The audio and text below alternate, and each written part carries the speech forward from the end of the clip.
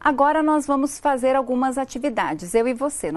Eu vou trazer aqui a atividade, aí a gente vai pensar, mas você vai refletir aí do seu lado e nós vamos conduzir nesse processo de maneira a eu verificar, e você também, se você entendeu, você está compreendendo a forma como nós estamos expondo aqui os fatos. Então, vamos ver quais são as atividades propostas para essa nossa aula. Atividade 1. Dentro do conteúdo analisado, compreendeu-se que a formação do Brasil, né? Então, o que nós compreendemos? Que a formação do Brasil foi decorrente da estrutura mercantilista, que era organizada por quem? Foi organizada por Portugal para quê? Para a apropriação do excedente produzido por todas as colônias, né? Era esse o objetivo principal da colonização do Atlântico Sul. Explique qual foi a principal riqueza comercial encontrada na África e qual é a sua relação com a extração do excedente produzido na colônia brasileira. Principal riqueza comercial. A principal riqueza comercial encontrada na África eram os africanos. Portugal foi um grande comerciante de africanos. Foi um grande comerciante de escravos. É claro que havia toda uma organização na própria África que favorecia esse processo, né? Então, a escravidão não é mérito daquele momento da história. Na verdade, a escravidão sempre existiu. Se você for buscar historicamente, você vai ver que os escravos eram utilizados, eram necessários porque alguém deveria realizar algumas tarefas. E essas tarefas eram realizadas pelos escravos que, ora, eram pessoas capturadas em guerras, enfim, ou eram negros que na África, no território africano, em decorrência de conflitos entre as tribos, os próprios negros acabavam capturando ou subsumindo ou submetendo, ou uma tribo submetendo a outra, e essas pessoas que eram aprisionadas eram vendidas pelos próprios africanos aos portugueses, e os portugueses compravam essas pessoas e as revendiam como mercadoria. Então, o comércio mais rentável que Portugal tinha era o tráfico de escravos, era a venda de escravos.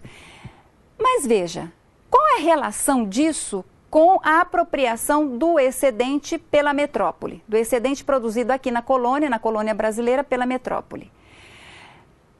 Veja, a produção, principalmente a partir da produção de açúcar.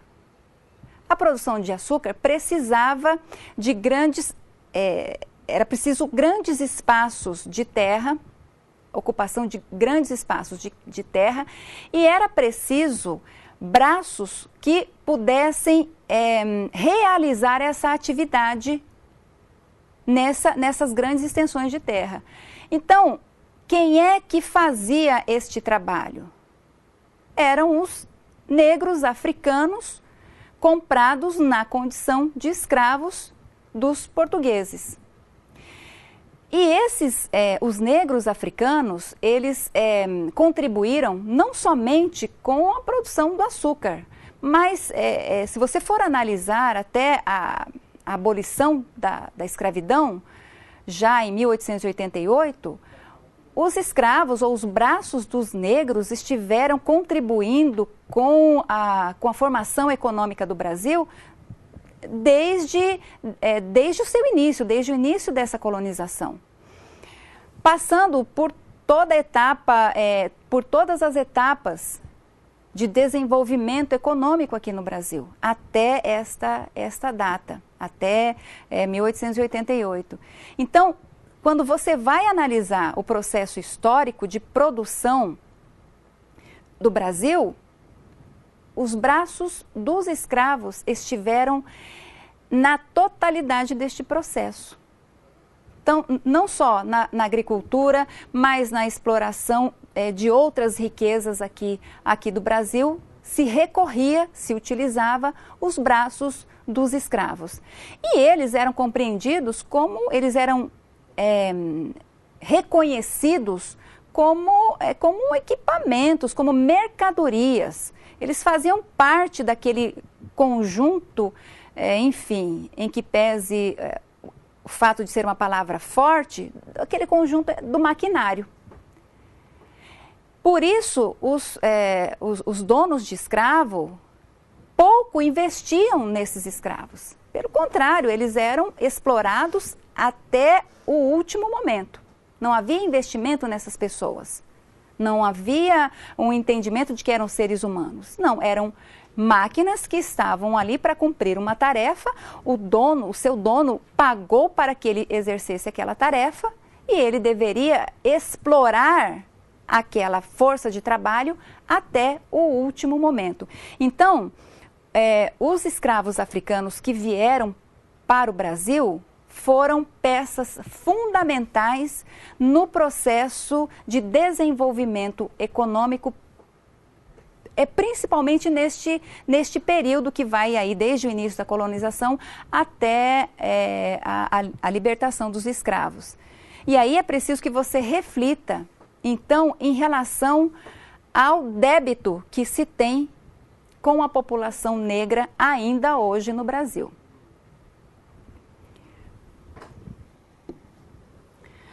Qual é a outra questão? Nossa atividade 2. Vejamos. O sentido da acumulação primitiva de capitais nos centros metropolitanos foi o de favorecer o quê? A transição para o capitalismo avançado. Uma vez que os lucros direcionados para a burguesia propiciou o quê? O desenvolvimento da mecanização e a industrialização. Qual é a pergunta? Quais foram os impactos do início da produção mecanizada e de larga escala para o esquema colonial brasileiro? Então, o que é que acontece? Vejamos. Se você tiver a oportunidade de ler O Capital, haverá em um dos capítulos que Marx dedica à análise da acumulação primitiva. Então, pode-se dizer, e muitos teóricos o fazem, que esta fase foi a fase da acumulação primitiva que era necessária para a organização do modelo produtivo capitalista. Era, então, necessário, na lógica deste modelo, é preciso ter isso, é preciso que você tenha clareza em relação a isso. Dentro da lógica de organização do processo produtivo, dentro da lógica de organização do modelo de produção capitalista, era necessário que houvesse esta etapa para dar condições para o estabelecimento do modelo capitalista como modelo de produção universal, vamos assim dizer, global. Então, foi todo um processo, quer dizer, não foi uma transição tranquila, não foi uma transição automática do feudalismo para o capitalismo. Houve esta etapa inicial, que corresponde aí ao mercantilismo. Então, no âmbito do mercantilismo, o que é que acontecia? Havia necessidade, então, dessas descobertas, deste processo de exploração das colônias para agregar recursos, para agregar lucro para os burgueses que financiavam essas empreitadas. Então, veja, o que acontece? Na medida em que a burguesia vai enriquecendo a partir daquilo que é explorado, das riquezas que são exploradas nas colônias, a burguesia vai se fortalecendo economicamente. Na medida em que vai se fortalecendo economicamente, vai dando condições para a modificação do processo de produção de mercadorias. Então, os burgueses passam, da manufatura, que é a produção de mercadorias, por meio dos braços, de uma organização produtiva, mas centrada nos braços e na ação humana, para um processo de mecanização, no qual, ainda que exista a interferência humana, ainda que existam os braços humanos aí dentro desse processo, paulatinamente vai se introduzindo maquinários no processo produtivo, e com a introdução do maquinário, o que acontece? O que passa a se observar? Que não é preciso tantas pessoas aí nas frentes de trabalho, né? A possibilidade de dispensa de muitas pessoas, e além disso, esse processo vai ficando cada vez mais eficaz, né? Com a introdução do maquinário, o processo produtivo, o processo de produção de mercadorias vai ficando mais eficaz, vai ficando rápido, vai ficando dinâmico.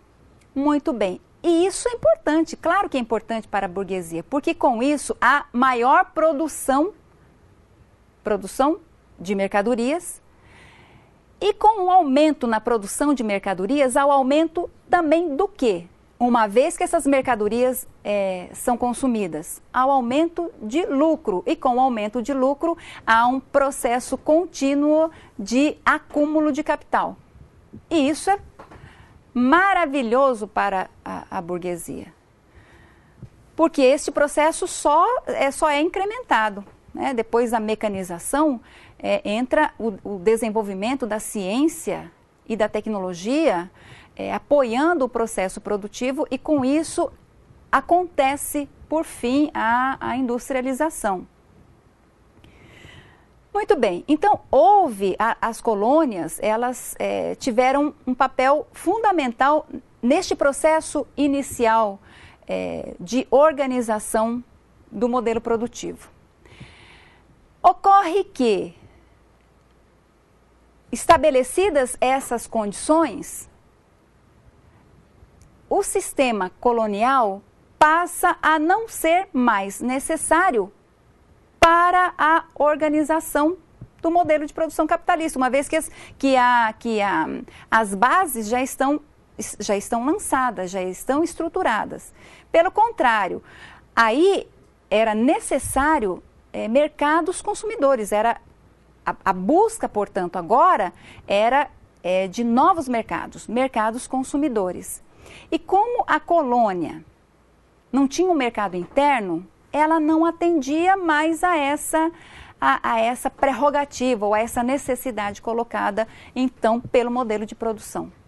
Então, veja, é o modelo produtivo que, conforme se coloca a sua necessidade de desenvolvimento, que vai impondo algumas transformações, definindo algumas situações, e nessa perspectiva o sistema colonial já não atende mais, ou, dito de outra forma, já não é mais necessário, uma vez que já se passou, já se estabelece, já se configura uma situação que é a situação necessária para este processo inicial de constituição do modelo de produção capitalista.